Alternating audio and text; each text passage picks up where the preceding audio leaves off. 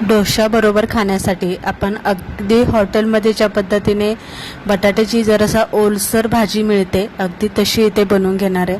त्यासाठी इथे बटाटे उकडून घेतलेले, लसूण भरपूर ठेचून घ्यायचा आहे, थोडंसं आलं ठेचून घ्यायचं आहे, हिरव्या मिरच्या घ्यायच्या आहे, कढीपत्ता कोथिंबीर घ्यायची आहे आणि 1 चमचा सफेद उडदाची डाळ आणि 1 चमचा चण्याची डाळ घ्यायची आहे।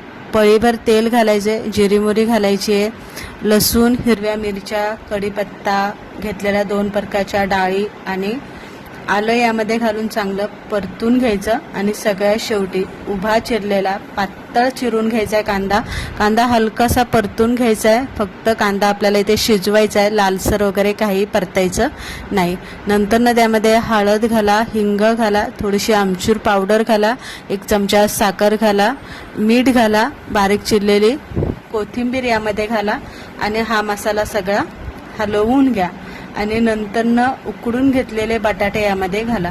आता इथे आपण डोशाची भाजी बनवताना बटाटे आपल्याला एकदम मऊसूद असे उकडून घ्यायचे, जेणेकरून भाजीला जरासा ओलसरपणा येईल। किंवा बटाटे तुमचे तितकेसे मऊसूद उकडलेले नसेल, ओलसर झाली नसेल, थोडासा पाण्याचा हपका मारा म्हणजे भाजी चांगली ओलसर होईल। मॅचरने भाजी चांगली बारीक करा म्हणजे भाजी ओलसर होते आणि भाजी व्यवस्थित बारीक होते। लक्षात ठेवा, डोशाची जी बटाट्याची भाजी बनवली जाते ती थोडीशी चिकट असते आणि बारीक असते। हलवून घेतलं की झाकण ठेवा, 2 मिनिटं झाकण ठेवून चांगली भाजी वाफवून घ्या, थोडीशी भाजीला चांगली अशी वाफ येऊन द्या आणि मग झाकण काढा आणि मग भाजी हलवून घ्या।